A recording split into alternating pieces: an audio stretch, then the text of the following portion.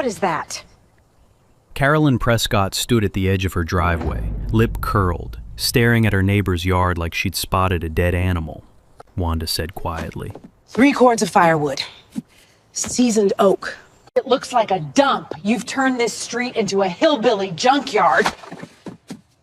It's on my property, Carolyn. Your property is dragging down my property value. Do you understand that, or is that too complicated? Wanda said nothing, just kept stacking. God, the smell alone. Carolyn wrinkled her nose, turned on her heel, and walked away. Wanda didn't flinch, didn't respond. She just placed another split on the pile and kept working. What Carolyn didn't know? That firewood heated 14 homes on their street every winter, and she was about to burn all of it. Every morning at 4:45, while the rest of Ridgecrest Lane was still buried under quilts and bad dreams, Wanda Stevens was already outside, boots laced, work gloves on, truck loaded. The frost crunched under her feet like crushed glass. The air smelled like pine resin and cold iron. She moved through the dark like someone who'd done this 1,000 times, because she had.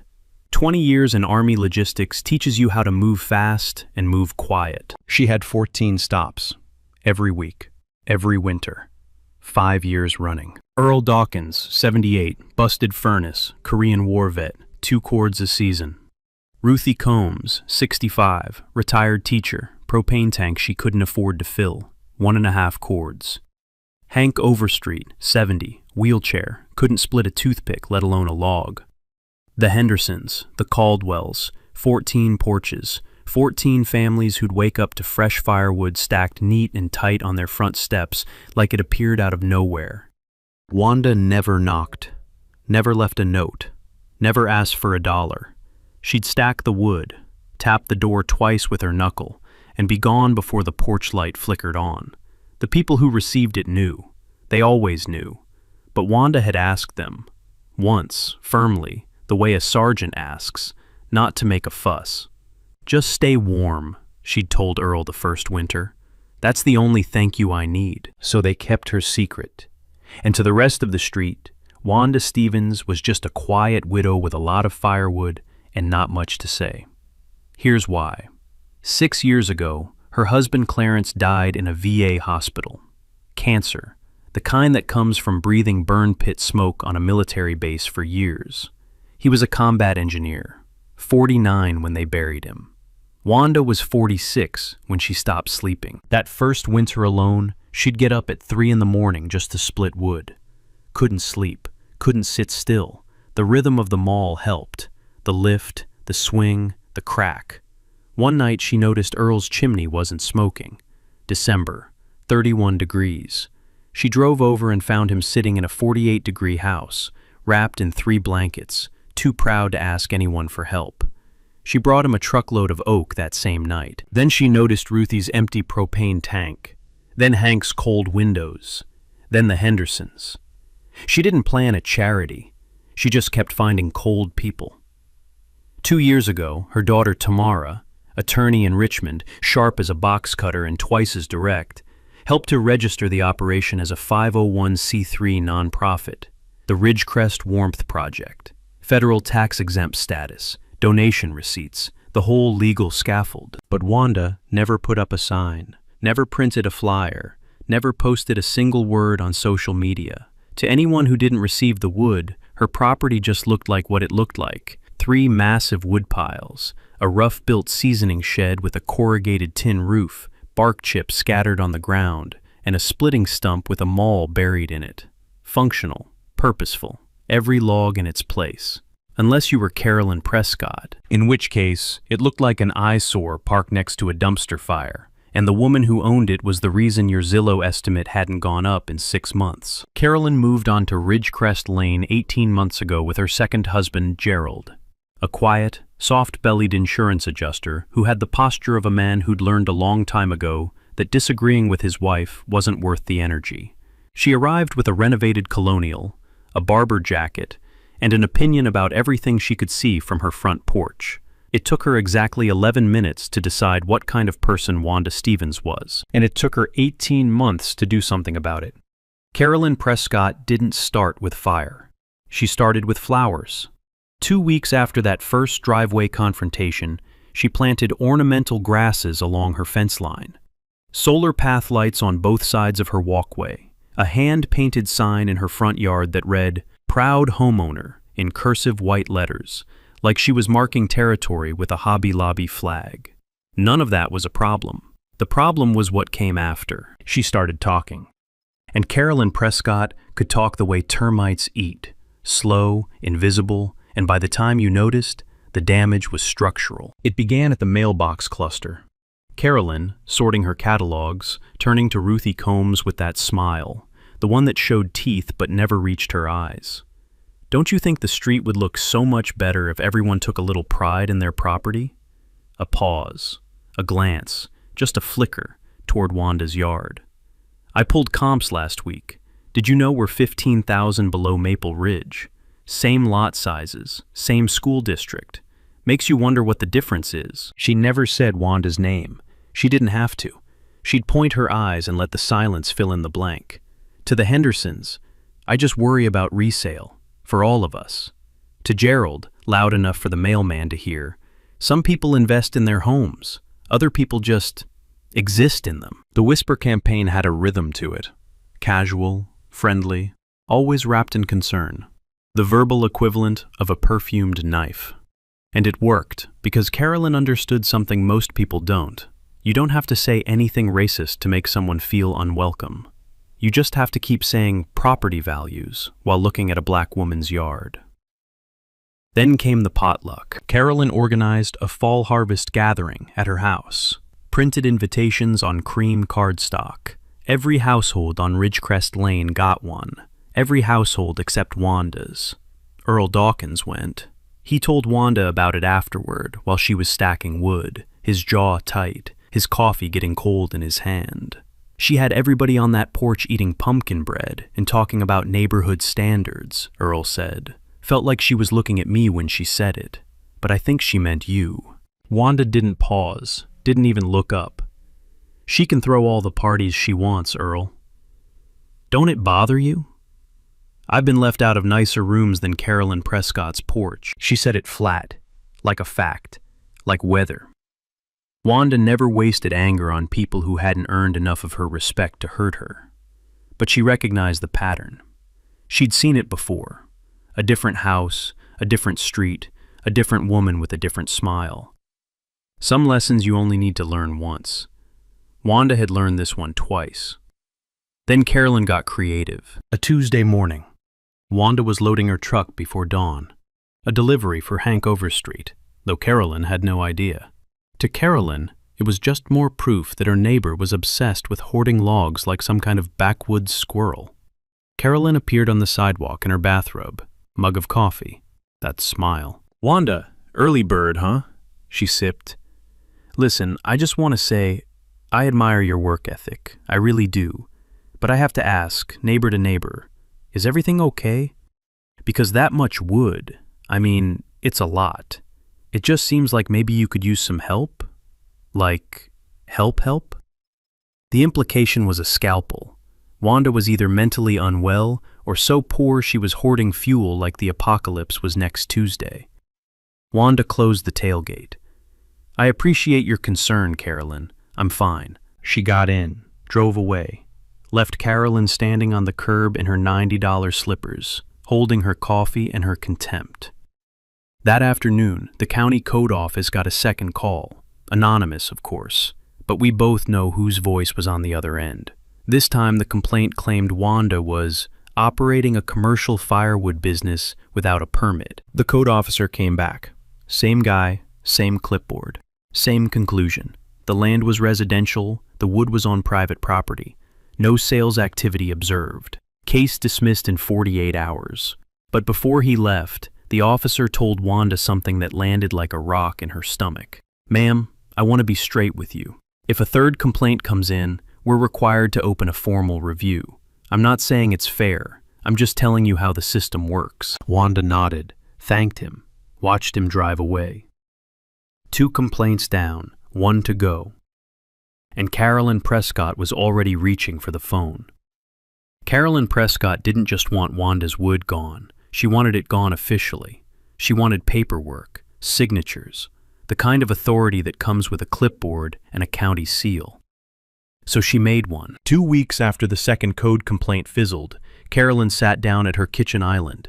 Marble countertop, recessed lighting, a glass of Chardonnay she'd poured at 11 a.m., and drafted a petition. She titled it Ridgecrest Lane Residence for Property Value Protection.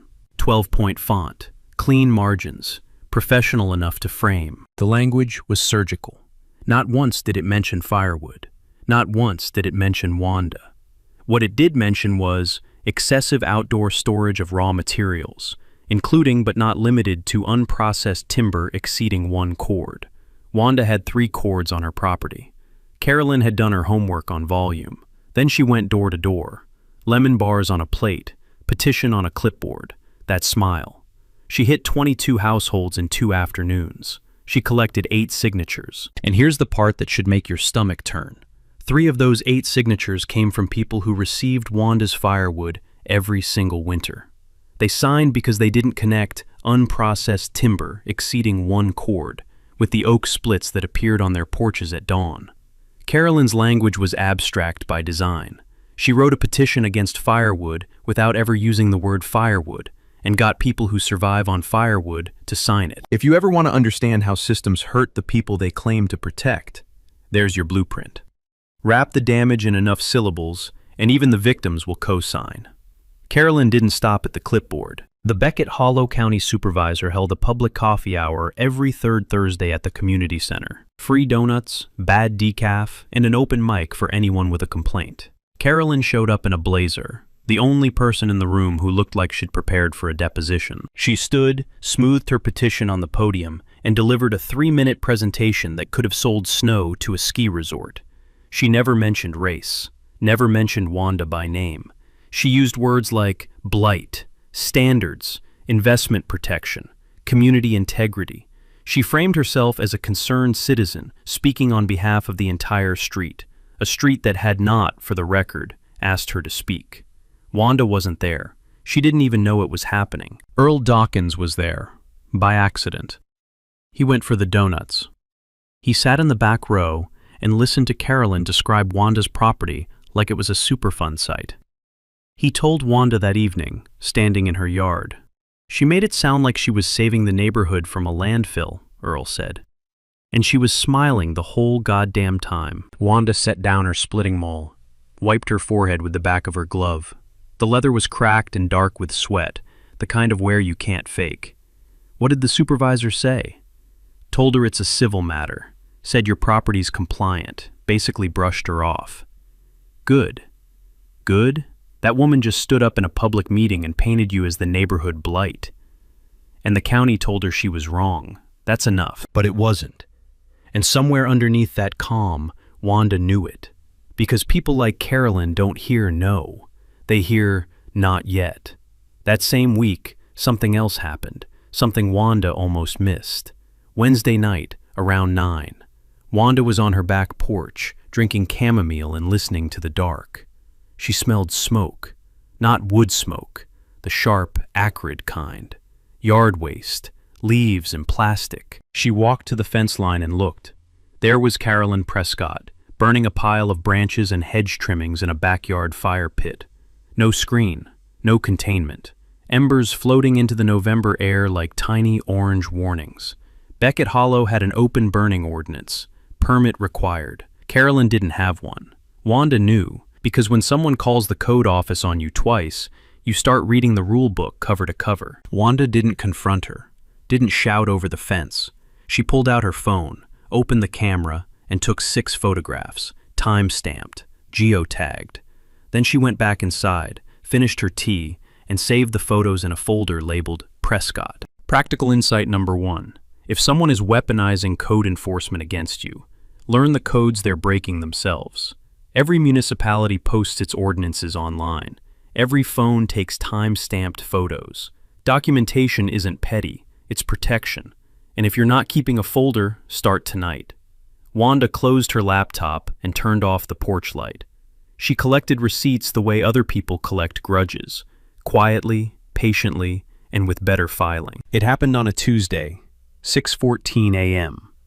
The temperature is sitting at 36 degrees and falling.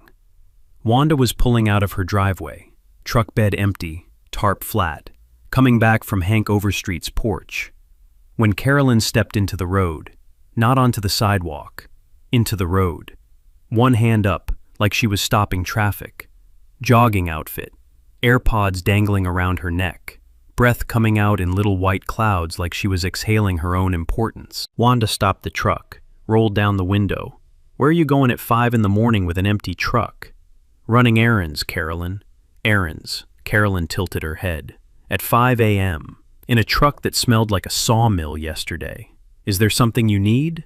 Carolyn stepped closer, close enough that Wanda could smell her moisturizer, something floral and expensive, the kind of scent that costs more per ounce than Wanda's truck payment. "What I need is for you to stop whatever you're doing that makes this street look like a logging camp. My property is compliant. The county confirmed it, twice." "I don't care what the county says." Carolyn's voice dropped, not softer, sharper, like a blade finding bone. "I care what my eyes say, and my eyes say your yard looks like a trailer park." Wanda's hands didn't move on the steering wheel. Her expression didn't flicker. She'd been talked to this way before, by drill sergeants, by VA bureaucrats, by a real estate agent who couldn't look her in the eye when the sellers changed their minds. She had a filing cabinet in her chest where she kept these moments, and the drawer was getting full. "I hear you, Carolyn. Have a good morning." She put the truck in drive. "You know what your problem is?" Wanda stopped. Carolyn's face had changed. The polish was cracking. The barber jacket, lemon bar, petition signing performance was over, and underneath it was something raw and red and honest for the first time. People like you move into a nice area and think you can do whatever you want. Pile up junk, make noise at dawn, drag the whole street down, and nobody's allowed to say anything, because then we're the bad guys. People like you. 3 words, the kind that sound neutral in a courtroom and land like a slap on a cold Tuesday morning. Wanda heard exactly what they meant. So did the frost on the windshield. Then she drove away. No response, no defense, just the creak of an old truck pulling away from a woman who wasn't worth the brake fluid. That evening, Wanda didn't split wood. She sat on the back porch with a cup of coffee that went cold in her hands and listened to nothing. She wasn't planning. She wasn't strategizing. She was just tired. Tired the way only people who have to be calm when they shouldn't have to be calm get tired. The kind of tired that doesn't come from work. It comes from restraint. And while Wanda sat in silence, Carolyn was 3 doors down, pouring coffee for Ruthie Combs. This was the new routine. Twice a week. Carolyn's kitchen. Scones, gossip, and a slow drip of poison. She was aggressive with me, Ruthie, right in the road. I honestly felt unsafe. Ruthie shifted in her chair. "Wanda's never been..." "I know she seems nice, but Gerald pulled tax records. Her property is assessed $20,000 below ours. That affects your resale too. You know that, right?" A pause. Ruthie stared into her cup. "I'm not saying she's a bad person," Carolyn continued, voice soft as silk thread. "I'm just saying, some people don't think about how their choices affect others." Ruthie Combs went home that afternoon and did something small that cost nothing and meant everything. She stopped waving at Wanda, stopped answering the door when 2 quiet knocks came at dawn. The firewood still disappeared from her porch by noon. She still needed it, still couldn't afford propane without it. But the warmth between the 2 women went cold. Wanda noticed. She didn't say a word. She just kept stacking Ruthie's porch every Thursday morning like nothing had changed. Because for Wanda, nothing had. You don't stop keeping people warm because they stop being kind. 2 days later, the registered letter arrived. Carolyn had filed complaint number 3. This time she used the magic words. Potential environmental contamination from treated lumber storage. A lie. Wanda's wood was natural deadfall, never chemically treated. But the word contamination triggered a mandatory formal review under county health codes. The letter was printed on county letterhead, official font, official seal, It said the review would take up to 60 days and that Wanda should refrain from relocating materials until the investigation concluded. Wanda read it twice. Her hands shook, not from anger, but from something heavier. The exhaustion of being investigated for helping people who didn't even know they were about to lose their heat. 3 complaints, a formal investigation, and the woman who filed them had no idea what the wood was even for. That's the cruelest part of this whole story. Carolyn wasn't fighting Wanda's charity. She was fighting Wanda's existence, and she was winning. Wanda called her daughter at 11:42 p.m. on a Thursday. One lamp on. Kitchen table. The registered letter from the county smoothed flat, next to a cold cup of coffee she'd poured 2 hours ago and never touched.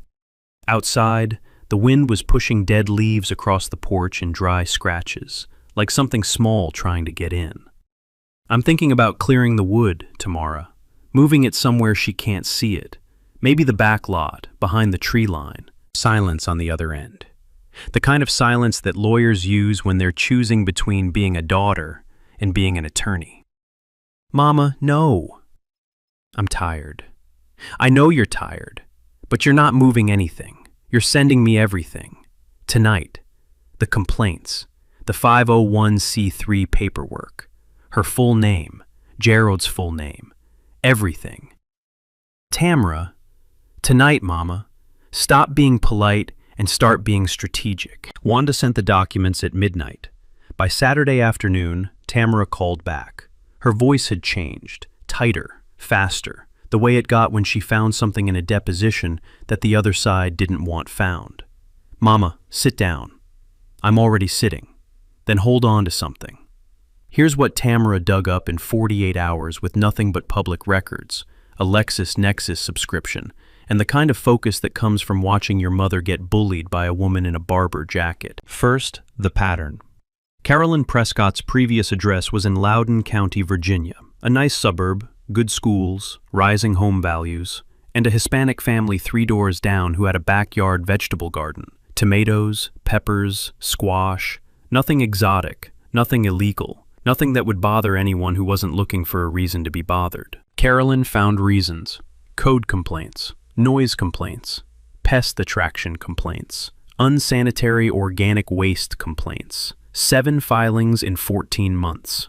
The family, a couple with 2 kids, fought it for a year, then gave up and sold. 6 months later, Carolyn's first husband bought the property at $31,000 below market value. Same playbook, different target, different vegetable. Second, the legal shield Carolyn didn't know existed. The Ridgecrest Warmth Project wasn't just a name Wanda gave her woodpile. It was a federally registered 501c3 nonprofit with tax-exempt status, documented beneficiaries, and a paper trail cleaner than a hospital floor. That meant the firewood stockpile wasn't Wanda's wood. Legally, it was charitable assets held in trust for the community. And under Virginia Code Section 18.2-138, destroying charitable property isn't vandalism. It's not mischief. It's not a misdemeanor. It's a felony. Up to 10 years. Carolyn had no idea this legal shield existed. Because Wanda had never told anyone. Because Wanda doesn't advertise. Because Wanda is the kind of person who builds a fortress and paints it to look like a shed. Third, Gerald's exposure. Gerald Prescott held a current, active insurance adjuster license in the Commonwealth of Virginia. That meant he had professional, documented knowledge that arson, or any intentional property destruction, triggers the intentional acts exclusion in a standard homeowner's policy. If Carolyn destroyed the woodpile and Gerald knew, or should have known, and did nothing to prevent it, their insurer could void the entire policy retroactively. Not a fine, not a rate increase, total policy cancellation, on their own home. Tamara laid it out clean. She thinks she's fighting a neighbor with a messy yard. She's actually fighting a federally registered nonprofit with 14 documented beneficiaries, a pattern of prior discriminatory conduct, and a legal paper trail. The second she touches that wood, she's not in a neighborhood dispute. She's in a courtroom. Long pause. Wanda's voice, quiet. She's going to touch it. You know that, right? Then we make sure every second is on camera. That was the moment the board flipped. and Carolyn Prescott didn't even know she was playing. Wanda didn't sleep that night. But for the first time in months, it wasn't because of Carolyn. It was because she was building something. Sunday morning, 6 a.m. She drove to the Walmart in Stanton, 40 minutes each way, and bought 4 Cam Park trail cameras, the cheap ones, $42 each, infrared, motion activated, weatherproof, the kind hunters strap to trees to catch deer at 3 in the morning. Wanda wasn't hunting deer. She also picked up a Ring doorbell camera, battery-powered, $89, and a 64-gigabyte SD card for each unit. Total cost, $246, plus tax. She got home, changed into her work boots, and spent the next 4 hours turning her woodpile into the most surveilled patch of dirt in the Blue Ridge foothills. Camera 1, north approach, mounted on a fence post covering the access road from Carolyn's direction. Camera 2, south flank, strapped to a hickory tree at ground level. Camera 3, overhead, screwed into the shed eave looking straight down. Camera 4, hidden inside a hollow log at the base of the pile, lens flush with the bark. And the Ring doorbell, mounted on the shed's doorframe, recording audio. 5 cameras, 5 angles, 0 blind spots. She set up a surveillance perimeter the way she used to set up supply depots. Methodical, redundant, and built on the assumption that something was going to go wrong. Because something always goes wrong. The question is whether you're watching when it does. Practical insight number 2. Trail cameras are the most underused tool in any property dispute. They're cheap, legal on your own land in all 50 states, motion activated so they don't waste storage, and they produce time-stamped footage that holds up in court. If you're in a neighbor conflict and you don't have cameras, stop reading this, open a new tab, and order some. $40 can save you $40,000 in legal fees. That's not advice, that's math. Next, the ally. Wanda knocked on Earl Dawkins' door that afternoon. He answered in a flannel shirt and suspenders, coffee in one hand, the other on the door frame like he was holding the house up. "Earl, I need to ask you something. If it's about that woman, the answer is yes. You don't know the question yet. Don't need to. Sit down." She told him the plan. Not all of it, just the part that mattered. If anything happened to the woodpile, she needed a witness, someone who saw it, someone who could write down the date, the time, and exactly what they observed. Earl didn't blink.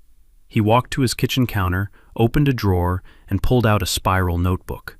Green cover, dog-eared, a rubber band holding a pen to the spine. "Girl, I've been watching that woman since the day she moved in." He opened the notebook. Dates, times, direct quotes, descriptions of Carolyn's facial expressions, tone of voice, who she was talking to and what she said. 6 months of entries, written in a retired soldier's neat block handwriting. October 14th. Prescott told Ruthie Combs that Wanda's property looks like, quote, "a lumber yard in a war zone," unquote. November 2nd. Prescott photographed Wanda's shed from the public sidewalk. November 19th.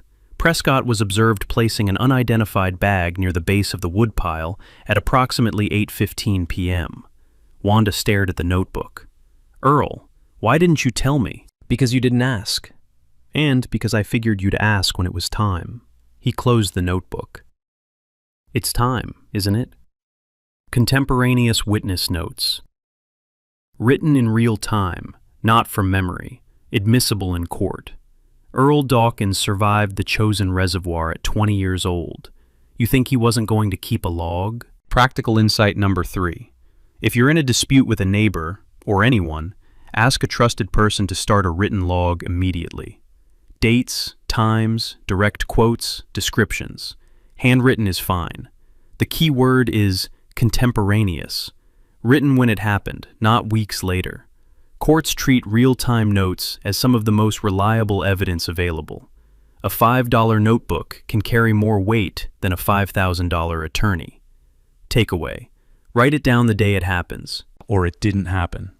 That evening, Wanda added one more thing to the woodpile, a fresh cord of black cherry. Premium stuff, tight grain, rich red-brown color, the kind of wood that smells like warm vanilla when it splits.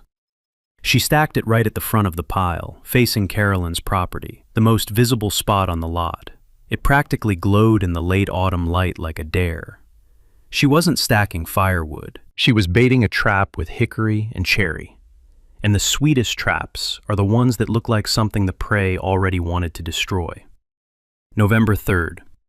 The temperature hadn't dropped below freezing yet, but it was close. The kind of cold that sits on your chest at night and whispers that worse is coming. Wanda was on her porch, rereading the county's formal review letter for the 4th time, when a Beckett Hollow sheriff's cruiser pulled into her driveway. She wasn't surprised. She was tired. There's a difference. Deputy Bryce Holloway stepped out, mid-30s, neat uniform, the expression of a man who'd rather be doing literally anything else but had a report to follow up on. He didn't take off his sunglasses. "Ma'am, we received a complaint about suspicious activity on this property. A resident reported seeing unknown individuals loading materials into a truck at night. Possible theft or illegal sales." Wanda stood up slowly, set the letter on the railing. "What resident?" "Anonymous tip, ma'am." Anonymous. Of course, the most dangerous word in a small town. "Deputy, I live alone. I load my own truck. There are no unknown individuals. I'm happy to show you my property, my records, and the nonprofit registration for the firewood operation I run from this land." She showed him everything: the 501c3 paperwork, the delivery logs, the signed acknowledgement from every receiving household. Holloway flipped through the papers, nodded, wrote something on his clipboard. Then he walked to his cruiser. No apology. No, sorry for the inconvenience. Just boots on gravel and a door shutting and gone. Wanda stood in her own driveway, in her own yard, on her own land, and felt the specific humiliation of a person who has been interrogated for generosity. She filed a counter-complaint the next morning, walked into the sheriff's office with a folder, her trail camera footage from the past 30 days. Every frame time-stamped. 0 nighttime activity. 0 unknown vehicles. 0 anything that matched Carolyn's story. "Ma'am," Deputy Holloway said, not looking up from his desk, "she reported what she reported. I can't prove she was lying. My cameras can." He paused, looked at the folder, looked at Wanda. "I'll note that in the file." Noted, in the file, right next to the other notes that nobody reads and nothing happens about. Wanda walked out of that office the way she walked into it, upright, composed, and completely alone. There's a particular kind of exhaustion that lives at the intersection of being right and being ignored. It doesn't make you angry, it makes you heavy, like gravity got personal. And while Wanda was carrying that weight, Carolyn was on the phone. "I'm telling you, Linda, the county has an open investigation on her property. I always knew something wasn't right over there." Technically true, the formal review from Complaint 3 was still open, but Carolyn wasn't sharing context. She was sharing a headline, and headlines travel. Within a week, 2 neighbors who'd been neutral, not friendly, not hostile, just existing in that polite middle ground, started crossing the street when they walked past Wanda's lot. One of them moved their garbage cans to block the shared access point near Wanda's property line. A petty inconvenience, the kind of thing you can't prove is intentional, but feel in your spine. The isolation was tightening like a belt, and Carolyn was pulling the notch. That Thursday evening, Gerald Prescott sat in his leather recliner with a bourbon he didn't deserve and listened to his wife on the phone in the next room. Once the county shuts her down, she'll have to clear that eyesore. Or sell. Either way, we win. Gerald swirled his glass. 25 years in insurance, he knew exactly what his wife was doing. He knew what intentional acts meant in a homeowner's policy. He knew that one match could void every dollar of coverage on their house. He took another sip and said nothing.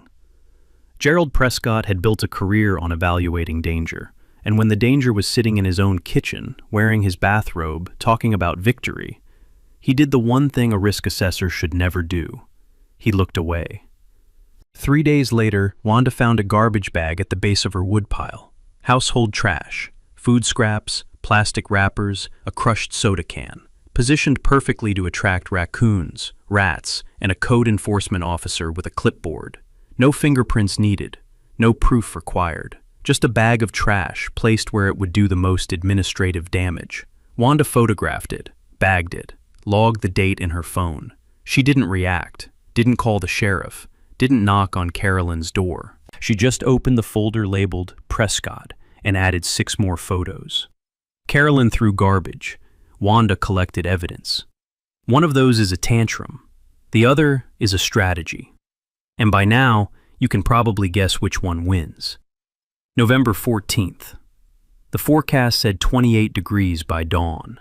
First hard freeze of the season. Wanda had spent the afternoon doing final checks. All 4 trail cameras, batteries full, lenses clean, SD cards empty. The Ring doorbell on the shed, charged, connected, audio sensitivity set to maximum. The woodpile was ready. 3 full cords of seasoned oak and cherry, stacked tight and beautiful. The front row of black cherry practically glowing in the last afternoon light, like a dare. Tomorrow morning, she'd start winter deliveries. 14 porches, first run of the season. She went to bed at 9, set her alarm for 4. She never heard it go off. At 1:52 a.m., trail camera 2 activated. Infrared switched on. A figure in a dark coat moved through the frame. Boots. A red 5-gallon container in the right hand. The figure walked with purpose, not running, not sneaking, like someone who believed they had every right to do what they were about to do. Camera 1 caught the pour. Diesel splashing across the base of the stacked oak, across the cherry, around the seasoning shed. Camera 3 caught the match, a small flare, a toss, and then the whoomph, that deep, gut-level sound Diesel makes when it catches. Camera 4 caught the retreat, the figure turning and walking directly toward Carolyn Prescott's house. Wanda smelled it before she saw it. Diesel, that chemical sweetness that sticks to the inside of your throat and won't let go. She opened her eyes and the bedroom window was orange. She was outside in 40 seconds. Barefoot, sweatshirt, no jacket, 3 cords of seasoned oak and cherry, gone. The seasoning shed, roof caved, tin curling in the heat. The delivery trailer's canvas cover, melted into a black shell. $4,500 in materials, 200 hours of labor, 14 households' winter heat, burning. She stood there for 11 seconds, counting. The way soldiers count, not time, but damage. Then she pulled out her phone, called 911, called Tamara, took 14 photographs before the first siren reached the end of Ridgecrest Lane. She did not cry. She did not scream. She stood in her own front yard at 2 in the morning in 28-degree air and documented the destruction of everything she'd built with the calm of a woman who knew this was coming and had planned for it anyway. 2 engines arrived. The fire was contained, but the wood was ash. A firefighter found the melted diesel container near the origin point, partially intact, store labels still visible. The fire marshal flagged it immediately. Suspected arson, accelerant confirmed. Morning came slow and gray. And Carolyn Prescott was on her porch, coffee in hand, watching the cleanup like it was a home renovation show. Earl Dawkins saw her from his window. He put on 3 layers, his Korean war cap, and his boots. Walked across the street with the stiff-legged determination of a man who had survived things Carolyn Prescott couldn't spell. "I know it was you." Carolyn lowered her coffee. "Excuse me? I have no idea what you're talking about. That woodpile kept me warm for 5 years. It's gone and it's 28 degrees. Carolyn blinked, confused, genuinely confused. "Kept you warm? What are you talking about? That was her junk." That junk heated 14 houses on this street, including Ruthie's, including Hank's. She's been delivering firewood every winter for 5 years, to all of us. Something shifted in Carolyn's face. A flicker. Not guilt, not shame, but the disorientation of a person whose story just hit a wall. For half a second, she looked like she might ask a question, might reconsider, might step back from the edge. She didn't. "Well, that is not my problem. If people can't afford heat, they should move somewhere they can afford. I cleaned up this street. You didn't clean anything. You burned a charity. A charity? Carolyn's voice cracked upward. The polish was gone. The lemon bars were gone. The petition language and the blazer and the smile that never reached her eyes. All gone. What was left was the thing that had been underneath the whole time. Oh, please. She is not running a charity. She is running a ghetto operation out of her front yard and everyone knows it. You want the truth? People like her do not belong on this street. They never did. I said it. And I would do it again. She didn't know the Ring doorbell on the shed's surviving wall mount was still recording. Battery-powered. 14 feet away. Crystal clear HD audio. Every word, every syllable, every drop of venom captured. Earl looked at her the way you look at a wasp trapped in a jar. Calm. Almost sad. Ma'am, I fought in Korea next to men who looked like Wanda. You just admitted to a felony in front of a camera. I suggest you call a lawyer before you call a landscaper. He turned, walked away, didn't look back. Carolyn stood on her porch with her coffee getting cold, and her future getting shorter, and no idea, none, that the last 90 seconds had just ended her life as she knew it. 5 days later, Beckett Hollow Town Hall, 7 p.m. The meeting was listed as a Winter Heating Resources session, organized by Pastor Dennis Whitfield, who had a talent for making explosive things sound boring on paper. The flyer mentioned fuel assistance programs, weatherization grants, and propane co-op pricing, the kind of meeting that normally draws 12 people and a sleeping dog. 63 people showed up, every household on Ridgecrest Lane. The county fire marshal in full uniform, Deputy Bryce Holloway in the back with his arms crossed, a reporter from the Beckett Hollow Gazette, and, because Pastor Whitfield had made one quiet phone call, a two-person crew from the Richmond CBS affiliate with a shoulder-mounted camera. Carolyn Prescott was there, third row, Gerald beside her. She'd come because she assumed it was exactly what the flyer said.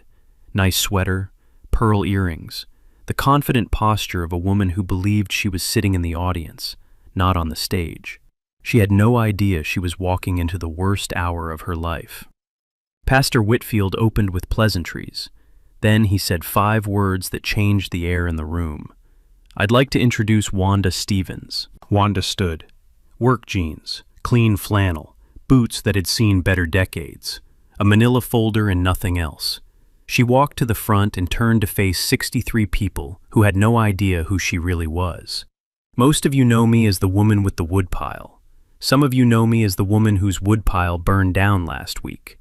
What most of you don't know is what that wood was for. 5 years, 14 households, pre-dawn deliveries, free firewood, every winter. She named every family.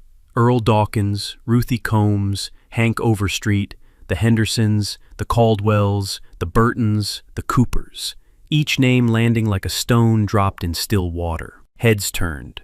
Earl stared at the floor. Ruthie's hand went to her mouth. She showed the 501c3 registration, the delivery logs, a photograph of Clarence in his Army uniform. My husband kept people alive for 20 years. When he died, I didn't know what to do with my hands. So I kept doing what he taught me.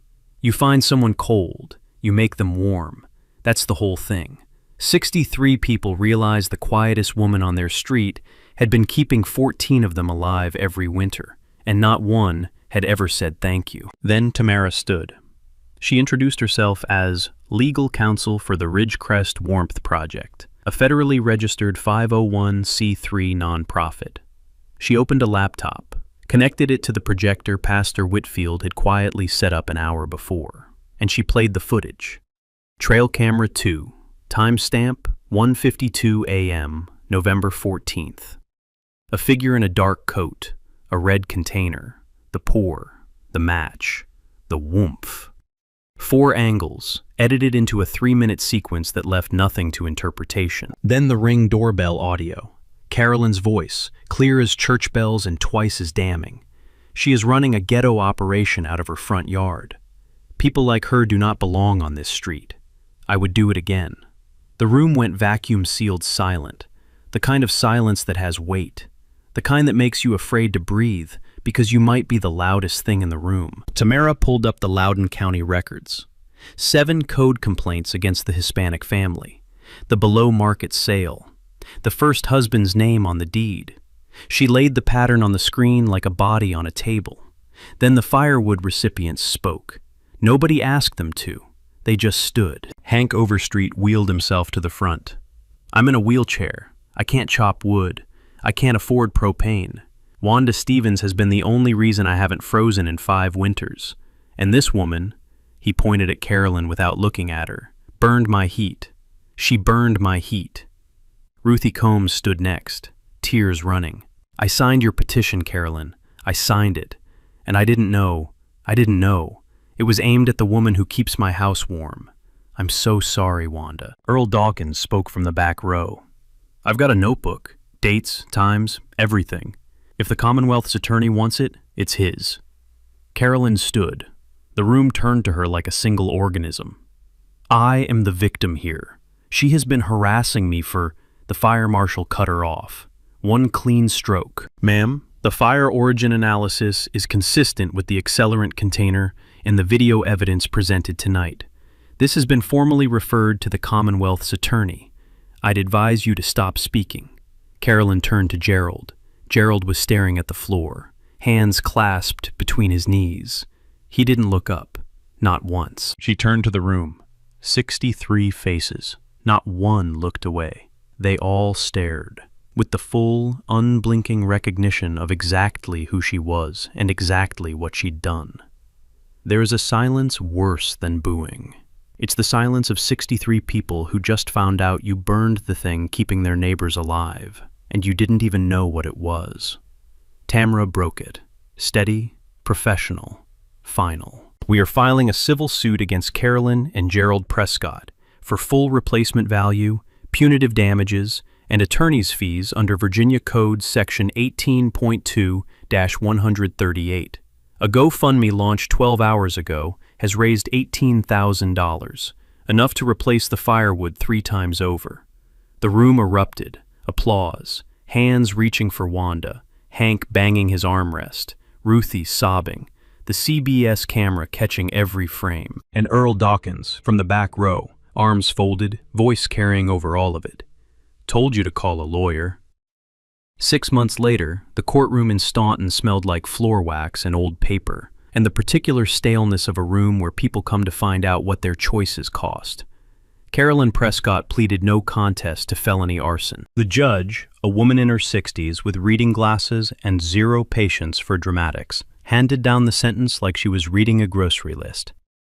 3 years suspended, 500 hours of community service, assigned to a Habitat for Humanity build crew in Waynesboro, $22,000 in restitution to the Ridgecrest Warmth Project, and a permanent felony record that would follow Carolyn Prescott into every job application, every background check, and every introduction for the rest of her life. 500 hours of community service, hauling lumber, hanging drywall, sweating through her barber jacket for families she wouldn't have waved to 6 months ago. The judge didn't smile when she said it, but the courtroom did. Gerald Prescott's insurance adjuster license was suspended pending ethics review. Their homeowner's insurer invoked the intentional acts exclusion and voided the Prescott's policy retroactively. No coverage, no appeal. They listed the house on Ridgecrest Lane. Not one neighbor attended the open house. It sat for 94 days. Carolyn and Gerald moved to a rental in Winchester. No forwarding address. No goodbye casserole. 2 weeks after the trial, Tamara got a phone call. A woman's voice, hesitant, accented, thick with something that might have been relief or might have been rage held too long. "My name is Sophia Calderon. I lived on Maple Creek Drive in Loudoun County. Your client's neighbor. She did the same thing to us. The complaints, the lies. We lost our home." Sophia and her husband were exploring legal action. Tamara took the case pro bono. The pattern, 7 complaints, 1 displacement, 1 below-market sale, was now evidence in a second proceeding. Carolyn's past had been patient. It waited in a courthouse filing cabinet for 6 years until Wanda lit the match that opened the drawer. The GoFundMe closed at $45,200. Wanda didn't keep it. She never even considered it. She used the first $12,000 to rebuild, a proper wood processing shed with a hydraulic splitter, an insulated storage barn, and a new delivery trailer. The rest became the Clarence Stevens Memorial Heating Fund, a permanent account providing propane vouchers to any household in Beckett Hollow, not just Ridgecrest Lane, the whole town. The dedication ceremony happened on the first cold night of the following November. Earl Dawkins cut the ribbon with a pair of kitchen scissors because nobody thought to bring the real ones. 14 porches had full wood piles by dawn the next morning. And for the first time in 5 years, Wanda didn't have to do it alone. 6 volunteers showed up at 4 a.m. to help load trucks. Ruthie Combs came to Wanda's door that evening. She held a handwritten letter and a $500 check made out to the Warmth Project. Her hands were shaking. Her eyes were red. Wanda didn't read the letter. She just pulled Ruthie into a hug on the porch and held her until the shaking stopped. Some apologies don't need words. They just need a porch and enough cold air to remind you why warmth matters. Within a year, 3 other communities in the Blue Ridge foothills adopted the Ridgecrest model. Wanda consulted for free with every one of them. The USDA Community Wood Energy and Wood Innovation Grant Program, real program, still active, Google it tonight, became the funding backbone for 2 of the 3. Wanda never took a speaking fee, never did an interview. The CBS crew offered. She declined. "I'm not a story," she told Tamara. "I'm just a woman with a woodpile." Tamara laughed. "Mama, you're a woman with a woodpile, a felony conviction on your neighbor's record, and a heating fund named after Daddy. That's more than a story. That's a legacy." Wanda touched the dog tags around her neck, smiled, said nothing. The street was warm. That was enough. So, ever had a neighbor destroy something you built for your community? Drop your story in the comments.